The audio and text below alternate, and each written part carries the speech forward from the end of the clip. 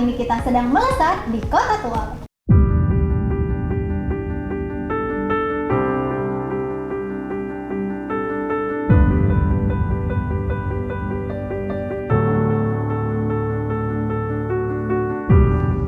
Selamat datang di Melesat, melihat riset vokasi lebih dekat. Bersama saya Fitriana Rahmawati sebagai host di episode kali ini. Hari ini kita akan melihat lebih dekat hasil pengabdian masyarakat dari salah satu dosen inspiratif yang ada di Politeknik Perikanan Negeri Tual, yaitu Ibu Cawalinya Livsanti Hashim, yang berjudul Pemberdayaan Masyarakat Pemula Kelompok Usaha Abon Ikan Kelapa di Desa Tamedan, Kota Tual. Nah, saat ini di samping saya telah hadir beliau Ibu Cawalinya Livsanti Hashim. Selamat pagi, Bu. Selamat pagi. Gimana kabarnya hari ini, Bu? Alhamdulillah baik. Nah, Bu, di episode kali ini saya sangat bahagia sekali nih bisa berkesempatan berkunjung di Kota Tual, Maluku Tenggara. Ini merupakan kota paling timur yang pernah saya kunjungi, Bu. Selamat datang Mbak Fitri di Kota Tual. Udah jalan-jalan kemana aja? Terima kasih, Bu. Alhamdulillah kemarin sudah sempat menikmati sunset di Pantai Pasir Panjang yang memiliki pasir sangat lembut ya, Bu ya? Iya, Mbak Fitri, itu sudah dinobatkan sebagai pasir terhalus di dunia. Wah, luar biasa. Lalu saya terpesona nih dengan penampilan Ibu pada pagi hari ini, merah merona. Ini pakaian adat apa sih, Bu? Iya, ini pakaian adat Tual. Oh iya, ini bisa dipakai untuk kegiatan apa saja, Bu? Untuk acara adat. Ya. Salah satunya mungkin pernikahan juga ya, Bu ya? Iya. Wah, luar biasa. Ibu, saya ingin bertanya nih mengenai pengabdian masyarakat Ibu. Boleh diceritakan nggak sih ini pengabdiannya mengenai apa sih? Iya, jadi pengabdian kami ini terkait dengan usaha abon ikan di Desa Tamedan, Kota Tual, di mana usaha pengabdian ini kami melihat bahwa pemanfaatan dari abon ikan di mana Desa Tamedan ini merupakan salah satu desa di mana mata pencaharian nelayan di situ adalah nelayan. Jadi pemanfaatan ikan di situ dibuat menjadi abon ikan. Boleh diceritakan nggak, Bu, ide awal dari pengabdian masyarakat ini? Ya, awalnya dari saya mencoba abon ikan, kemasannya belum seperti sekarang. Rasanya enak. Kemudian informasi dari abon ikan ini saya dapatkan dari teman. Kemudian saya tanyakan ke teman, di mana jualnya? Nah, kita ke sana, ke Desa Tamedan, ke tempat produksinya. Nah, sampai di sana itu ternyata kami melihat bahwa kendala di sana, permasalahannya di sana itu mereka memproduksi abon ikan ini selain kemasannya belum masih sederhana, masih menggunakan plastik pula. Mereka pada saat mengaduk abon ikan juga masih secara manual. Kemudian untuk promosinya juga belum melalui media sosial. Nah, dari situlah kami mengambil inisiatif untuk pengabdian ini. Nah, lokasinya sendiri ada di mana sih, Bu? Di Desa Tamedan, Kota Tual. Jarak tempuh ke sana sekitar 23 km.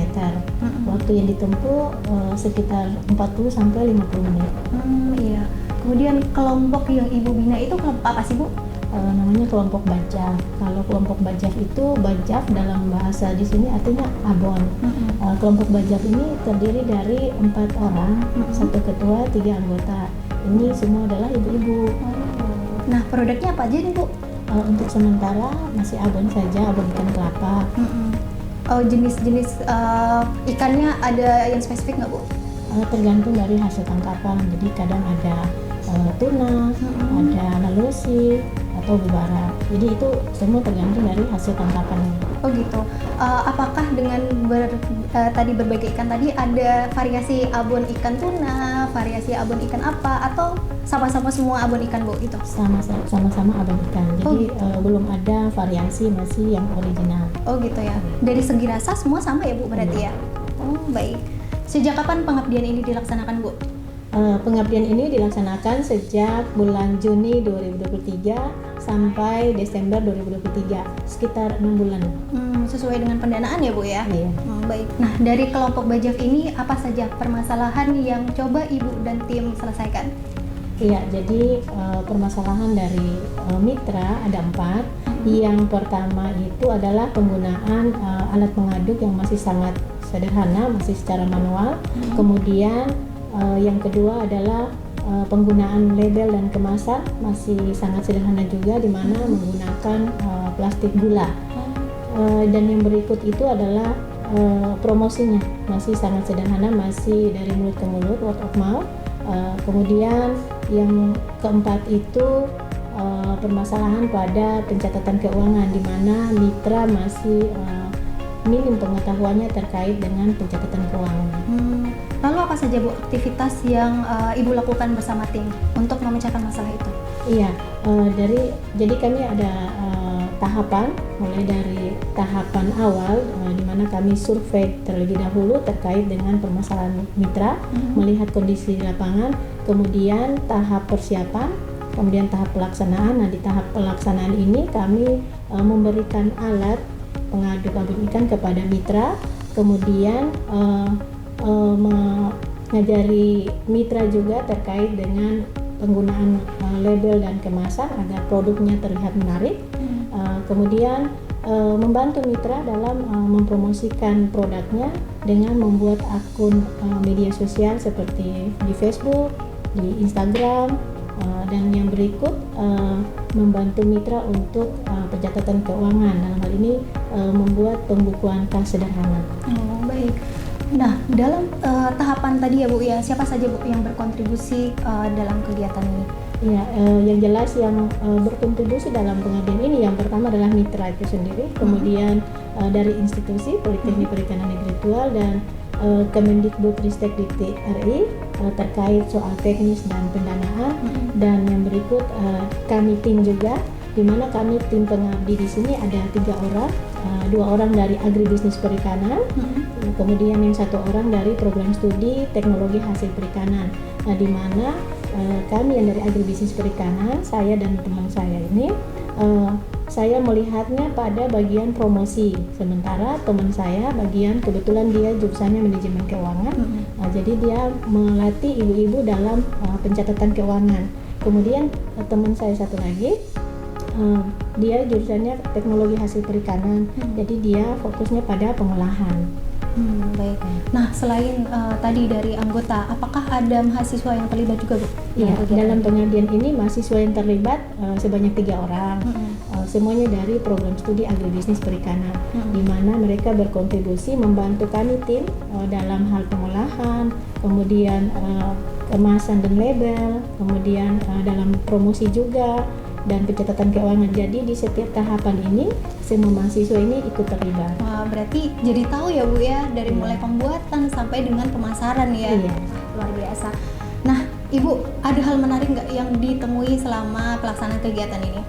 Iya, menarik ini kami tim pengabdi dengan mitra, di mana di sini mitra ini sangat semangat partisipasi sekali ketika kami memberikan bantuan baik terkait alat maupun terkait keterampilan atau pengetahuan. Di sini yang menarik juga bagi kami tim pengabdi, di mana kami juga bisa lebih tahu tentang proses pengolahan abon, karena kalau rata-rata untuk penggunaan abon ini kan biasanya menggunakan santan gitu.